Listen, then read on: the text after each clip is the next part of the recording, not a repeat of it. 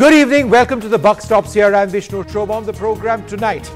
On Saturday, 2 protesters were shot dead by the army in Shopian in Kashmir after 10 Jawans were surrounded and stoned by protesters. One Jawan has brain injuries. He was unconscious and had to be air evacuated. In just the last few minutes, I've been forwarded an image of this Jawan. I just want to show this to our viewers. This is the Jawan that we are talking about. He was badly injured. Either a brick or a large stone was thrown on his head. He was unconscious where this happened. The protesters, according to the army, snatch him and snatch his weapon. They tried to set fire to the trucks that these men were in. We'll bring you details of what exactly happened. But this is an idea of the injuries this particular Jawan, a junior commissioned officer, basically a senior Jawan, faced. He was trying, we are told, to get the situation under control. When he was struck and he was made unconscious, when there was an attempt to kidnap this Jawan, the others in the group opened fire. Were there no other options? Tonight on the Buck Stops here, as alliance partners, the BJP and the PDP slug it out, we ask, what options did a small group of soldiers facing a life and death situation really have? Well, 2 days after 2 protesters in Srinagar were shot dead by Jawans of the army, a huge political row in the state. The incident took place in Shopian, an FIR, and charges of murder have been placed on the army unit, which was headed by a major. Here are some details. The unit which was involved was 10 Garhwal. There was a convoy of 30 vehicles. They were tasked for an administrative duty. All the trucks were empty. There was sporadic stone pelting in the area where the trucks were traveling. The vehicles in the convoy got stretched out, in other words, separated. There were 3 trucks in a smaller group. Some of these trucks, this group of 3 trucks, took a different route but hit a roadblock. The road ended, I believe. They were trapped. They were forced to reverse and were then blocked and trapped by the crowd. The JCO, the junior commissioned officer, basically the senior Jawan, tried to reason with the crowd. Now, the major in charge of the convoy, the commanding officer of this convoy, against whom these charges have been pressed since he was the unit commandant, was not present. He was in another vehicle elsewhere. He wasn't close per se to where this incident took place, the shooting incident. A brick or a heavy stone hit the JCO. He sustained head injuries. He fell unconscious and had to be evacuated from the location by a helicopter. The crowd, that happened much later, but before that, the crowd of 100 went up to about 250. The Jawans fired warning shots to try and disperse the crowd. They then opened fire in a desperate situation. 2 protesters were killed. Now, it is impossible in a situation like this, say army sources, to raise questions on why 2 of the people killed were apparently shot in the head. In a situation like this, the army is trained to shoot to kill. The crowd dispersed after firing commenced. Well, joining us now to look at this incident, were there any options available to the army at that stage? What exactly can the army do to deal with a situation like this? And what about the huge chasm which now exists between the BJP and its alliance partner, the PDP, on this particular issue? Joining us now, Lieutenant General Shankar Prasad. He's the former Director General of Infantry of the Indian Army. Brigadier Anil Gupta is a member of the BJP in Jammu and Kashmir. Shujat Bukhari is Editor-in-Chief of Rising Kashmir and will be joined by a spokesperson of the PDP in a little while from now as well. General Shankar Prasad, when an infantry soldier is confronted with this situation in Jammu and Kashmir, what is he authorized to do?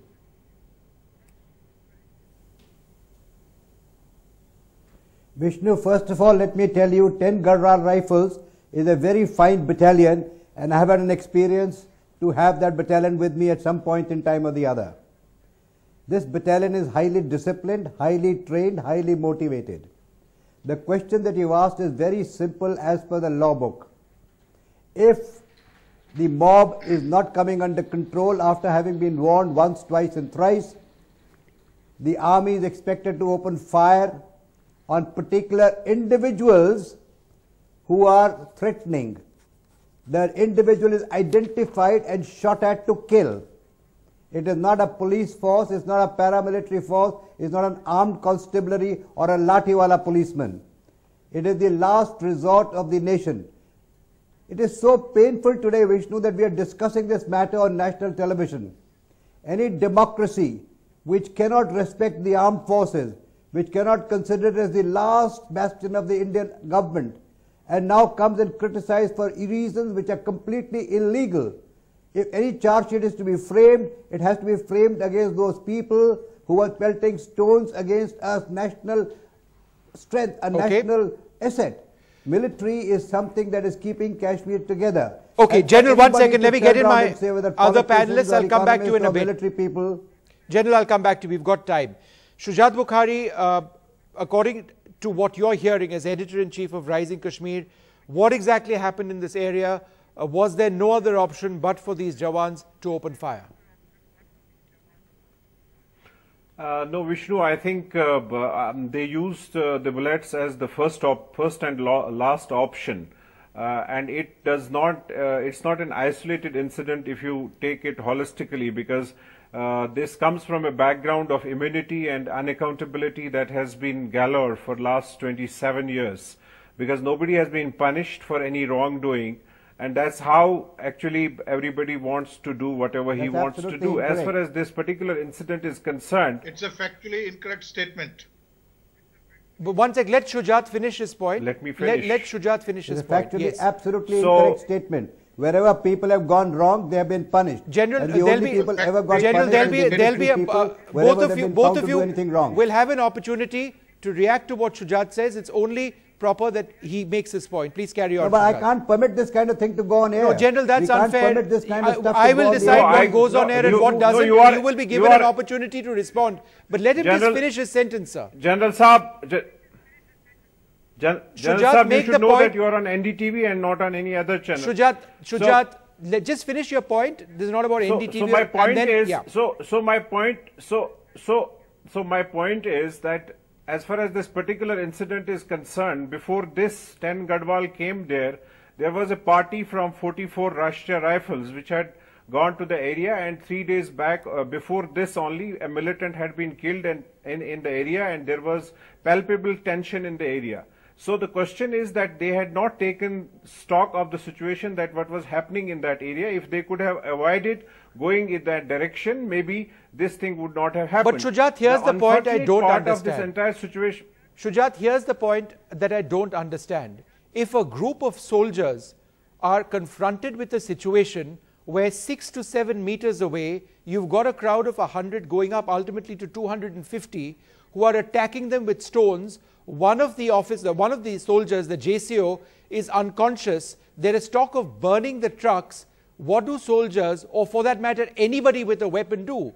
Aren't you obliged to defend yourself?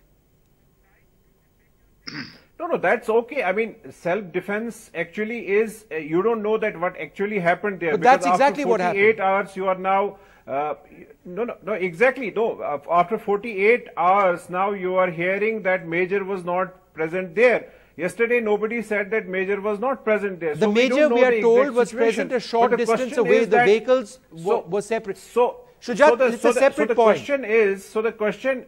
I'm just asking about firing in self-defense. And I take your point about the location of the Major. We'll discuss that. But if you can just clarify, what was wrong with these soldiers opening fire when there is a mob of 250, there is one unconscious JCO who's got brain injuries?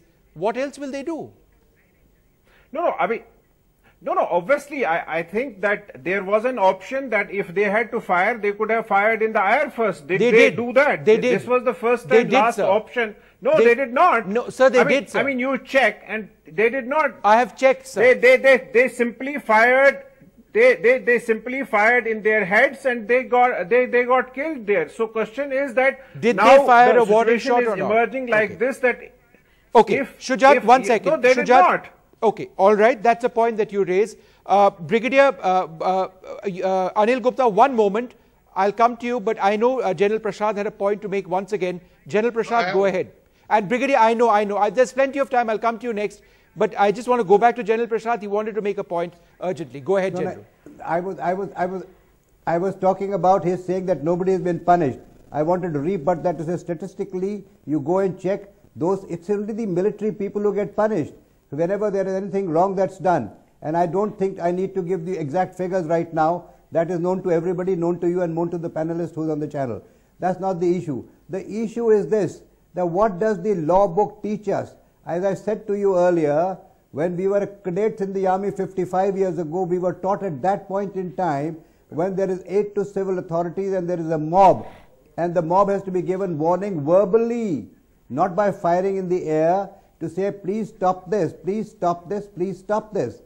And I tried to explain to him. And that is exactly what the junior commissioned officer was doing there when he was hit. And when he was hit, there was only one option available to the soldiers that were there, to shoot, and to shoot to kill the person who threw the stones or whoever was in that mob. So whether he was the guy who actually threw the stone at the JC or not is not so important. What is important is this, that Vishnu, even a big, I don't want to go and labor on this. Do we want the army to be kicked around? The army is really a friend of Kashmiri people. The army has been looking after them in floods, in earthquakes, in any other calamity. They put schools for them, make bridges for them, look after people. Army is a friend of the people of Kashmir for the last 65 years. And they're people who are now only politically motivated, who get motivated by people from across the border. Okay, I want to go across to Brigadier Gupta. The army is loved by people. If tomorrow you remove the army from a certain spot, the people will not like it. All right, Brigadier Anil Gupta, talk to us not just as a former army officer, as a brigadier. Talk to us as a member of the BJP, because you find yourself in a very unusual, difficult position with your alliance partner, the PDP. Mehbooba Mufti has made it absolutely clear she intends to see the investigation through in this particular case. The BJP has different views. How much is there tension between the two alliance partners? Could this be something that comes close to snapping the alliance? Okay, firstly, let me tell something to Shujat. You see, the issue is raised that the situation is not assessed by the army before moving into the area is not correct. See, if a terrorist has been killed, will the army stop its normal logistics activities? This unit was moving out. A detachment was sent to get second-line transport, that is the transport which enhances the unit transport, to move them to the next location. So there's nothing wrong in that. No, but Brigadier, answer my question, sir. The point that the major was not present. I want this political perspective from you, sir. He says that, after 48 hours it's sir, coming. Sir, it's an uncomfortable question, but answer it. What happens between you and the PDP now? The major was not present on the scene of incident. What happens between the PDP and you now, sir? That's my question to you. I'll tell you that. Yes, now, please. Coming on to the investigation.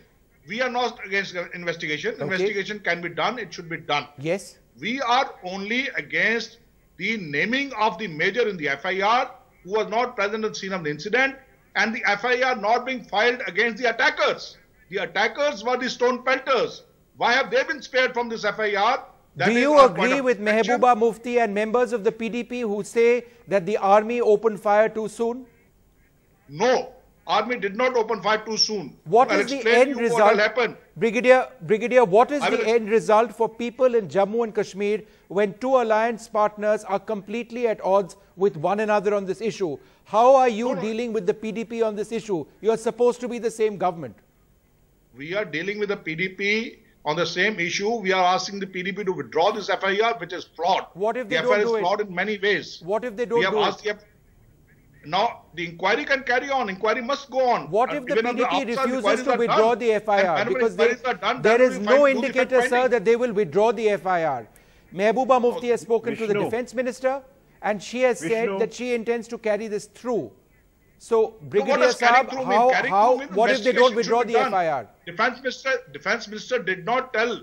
No, as far as lodging of FIR is concerned, I must tell you that lodging of FIR is mandatory as per a Supreme Court ruling which was given in July last year. Okay. Whenever there are army operating in area under APSA and there are civilian killings due to army operations, as per the Supreme Court directions, lodging of FIR is mandatory. So therefore, there is nothing wrong in lodging the FIR. But we are saying the FIR is flawed.